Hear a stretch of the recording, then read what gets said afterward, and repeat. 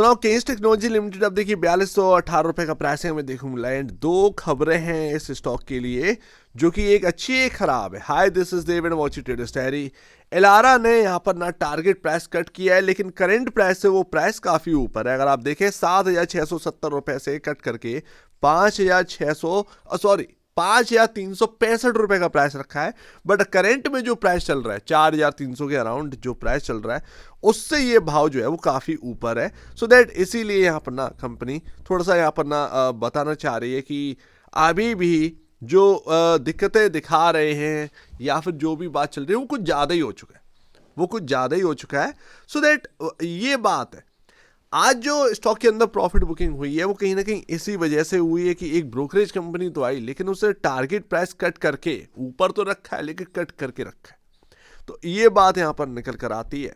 दूसरी तरफ एक जो अच्छी खबर है वो ये है, स्मॉल कैप वर्ल्ड फंड जो हमारे सामने नाम आता है कैपिटल इंटरनेशनल, जो कि एक बड़ी एफआईज यहाँ पर ना फर्म है, उसने यहाँ पर 4,46,000 शेयर्स ओपन मार्केट में बाई किए।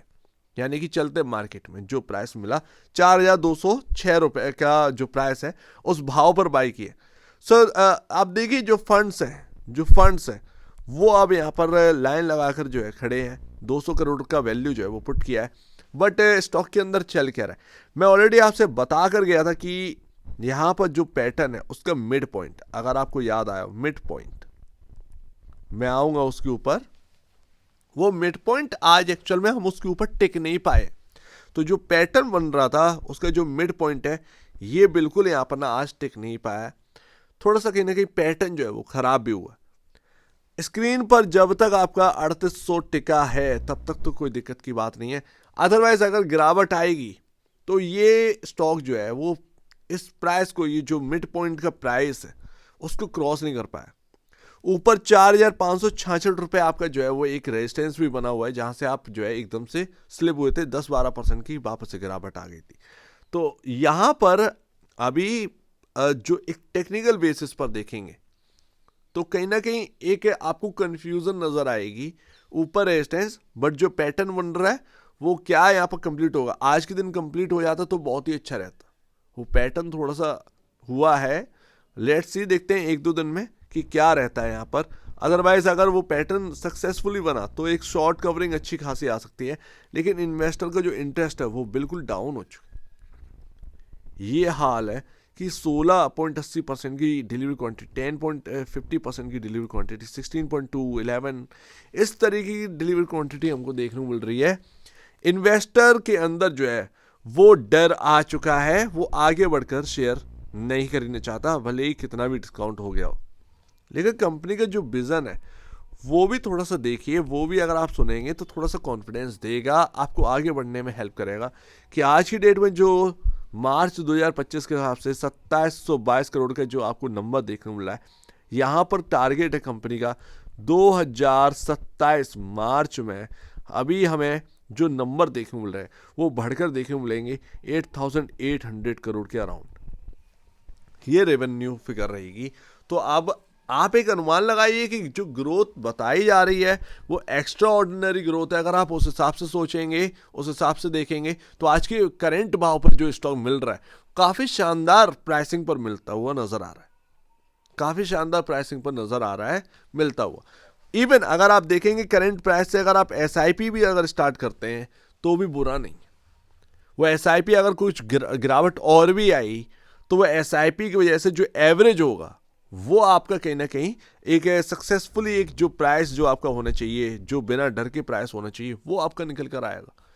तो ये कंपनी के विजन से अगर सोचा जाए तो करंट का प्राइस जो है ना, करंट प्राइस जो है आपका वो एक ठीक ठाक प्राइस है। वहाँ पर SIP स्टार्ट कर सकते हैं, पैसा यहाँ पर डाल सकते हैं, थोड़ा पैसा बचा लीजिए।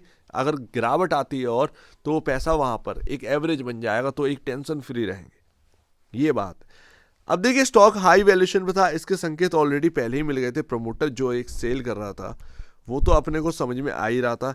FIS की जो बिकवाली रही वो भी कोई ख़राब नहीं रही, वो पूरा यहाँ पर समझ में आ रहा था। वैल्यूएशन का यहाँ पर ना खेला अच्छा खासा चल रहा था। एंड जाहिर सी बात है, इतना प्राइस टू बुक वैल्यू पर मिलोगे विदाउट आपका रेवेन्यू ग्रोथ, विदाउट आपका प्रॉफिटेबिलिटी ग्रोथ, तो फिर क्या ही होगा, स्टॉक को खींच कर ले जाया गया।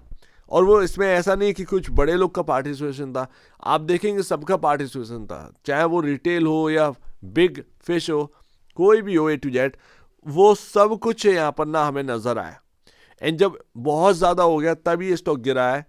तो ये समझिए, बाकी जो खबरें हैं देखिए अचानक से पॉजिटिव हो गई ना केन्स के अंदर। मैं ऑलरेडी मान के चल रहा हूँ कि 25,000 करोड़ से 30,000 करोड़ के आसपास का ये जो वैल्यू है वो खराब नहीं है, सस्टेनेबल है, स्टेबिलिटी यहाँ पर ना रह सकती है। तो ये एक अच्छी बात है। अब स्टेबिलिटी आएगी यहाँ पर, क्योंकि आ भी गई है, स्टेबिलिटी आ भी गई है, क्या गिरता थोड़ी रहेंगे स्टॉक। ये Q3 का नंबर बताया कि एक्चुअल बेसिस पर आपको जाना का है, वो 25,000 करोड़ का मार्केट कैप वाला स्टॉक का वो वापस से 20,000 करोड़ रह जा रहा है, 18,000 करोड़ रह जा रहा है। Q3 डिसाइड करेगा एक्चुअल बेसिस पे, हम नहीं कर पाएंगे, हमारा यहाँ पर ना कोई रोल है ही नहीं। पी रेशियो 6.06 टाइम पर है। तो अगर आप देखें करेक्शन होते होते होते जिस जगह पर आ चुका है केन्स, वो कहीं ना कहीं प्राइस टू बुक वैल्यू के हिसाब से ठीक है। हाँ, ये कह सकते हैं कि हाँ थोड़ा सा अभी जो है वो काफ़ी वॉलेटिलिटी रहेगी इस स्टॉक के अंदर, और एकदम से कोई रिकवर हो जाना नहीं है, रिकवर की कोई रीज़न है नहीं, साफ सी बात है। पी रेशियो 74.84 का हमको देखने को मिल रहा है 45.08 के अगेंस्ट। अब उसमें अगर आप देखेंगे तो अभी भी स्टिल थोड़ा सा महंगापन देखने को मिल रहा है, थोड़ा सा। तो वो Q3 बताया कि कितना क्या डिस्काउंट आना है। अगर Q3 में ग्रोथ नहीं आ रही है तो डेफिनेटली कहीं ना कहीं यहाँ पर ना तमाशा लग जाना है इस स्टॉक के अंदर। खैर वो बात की बात है, देखते हैं। पर पूरा EMS स्पेस ही फोकस में है, कभी भी कुछ भी बदल जाता है, कभी कुछ भी। यहाँ पर ये जो पैटर्न है, मूविंग एवरेज की बात करें तो सब 6,000 पर आपका मूविंग एवरेज है, आप चल रहे हो 4,190 पर, ये यहाँ पर है। ऊपर ट्रेंड लाइन जो कि 2024-2023 से चलती आ रही थी वो भी आपने ब्रेक करी। उसके नीचे रेजिस्टेंस है, रेजिस्टेंस का यहाँ पर ना आप रेंज कह सकते हैं, इससे आप समझो लाइन चार्ट से। तो ये आपका 4,366 रुपये, 4,366 को इसको क्रॉस करना था, हम इसको क्रॉस नहीं कर पाए। हम उसके लमसम आप देखिए पैटर्न के हिसाब से हम उसके आसपास गए हैं, पर जो मिड पॉइंट है ये, क्या हमने इसको क्रॉस किया? नहीं किया। 4,666 रुपये, इसको ध्यान में रखिएगा। दूसरी बात 4,566, तो ये ध्यान रखिएगा, ये 100 रुपये की रेंज है। एक्चुअल में 4,666 नहीं है, उससे थोड़ा सा 4,300 एक्चुअल में, मैं खुद ही गलत बोल रहा हूँ, माफ करिएगा। 4,366 या 4,050 कह लीजिए, वो यहाँ पर है। तो 4,366 रुपये का जो प्राइस है वो उसको हम क्रॉस नहीं कर पाए, जो कि मिड पॉइंट है। अब 1-2 दिन में यही तो देखना है कि क्या ये इस रेंज को क्रॉस कर रहा है, 4,366 और 4,566 की रेंज को क्रॉस कर रहा है। अगर नहीं कर पा रहा है, डेफिनेटली कहीं ना कहीं अपना कबाड़ा हो जाना है। और अगर ऐसे में 3,800 की प्राइसिंग टूट रही है तो वो कहीं ना कहीं आप मान के चलिएगा कि 1,000 रुपये की और गिरावट हो सकती है, वो 2,900 तक की यहाँ पर ना पॉसिबिलिटी बन सकती है। तो ये ध्यान रखिएगा, जो कि चार्ट पर दिख रहा है। अब ये होगा या नहीं है, यही तो आप देखना है। जाहिर सी बात है, आप दिमाग दौड़ा रहे हैं, मैं भी यहाँ पर ना बात कर रहा हूँ, मैं भी यहाँ पर कुछ ना कुछ समझने की कोशिश कर रहा हूँ। तो हम लोग जो बात कर रहे हैं वो इसका मतलब ये नहीं है कि आप बाई कर लीजिए या आप सेल कर दीजिए, नहीं। बात है कंफर्मेशन की, कि जो आप सोच रहे हैं और जो मैं आपको यहाँ पर ना हम डिस्कस कर रहे हैं, वो हमारी और आपकी बात कितनी मिलती है। अगर मिल रही है, आपका भी कुछ सोचना है इस तरीके, तो कहीं ना कहीं कंफर्मेशन मिल रहा है। बस बात यहाँ पर ये याद है। इसका मतलब ये नहीं है कि मैं कवर कर रहा हूँ वीडियो और इसका मतलब ये है कि आप बाय कर लें, नहीं। इट्स अ डिस्कशन, हम डिस्कस कर रहे हैं, हम अपनी बात को डिस्कस कर रहे हैं। आपने कुछ सोच रखा होगा, मैंने कुछ बोला है, कहीं ना कहीं ये जो हमारे जो बातें हैं वो थोड़ा सा आपको थोड़ा सा बताने की कोशिश करेंगे कि हाँ भाई क्या हो सकता है, वो थोड़ा सा और आगे लेकर जाएंगे। तो ये बात है। बट कहीं ना कहीं यहाँ पर SIP के लिए आगे बढ़े, वन टाइम यहाँ पर ना पैसा एकदम से मत डालिएगा, ये ज़्यादा बेहतर है। तो कल 4,000, कल परसों पता चल जाए 4,366 और 4,566 रुपये, ये एक रेंज रहेगी। लेट्स सी, देखते हैं क्या रहता है। सो उम्मीद है काफी कुछ आपको समझ में आया होगा। एक बार निवेश से पहले या बेचने से पहले अपने ब्रोकर एडवाइस से जरूर सलाह लीजिएगा। खुद की स्टडी करेगा, उससे बेहतर कुछ भी नहीं है, खुद की स्टडी मस्ट है। तो आप दीजिए मुझे वीडियो देखिए, बहुत धन्यवाद दोस्तों।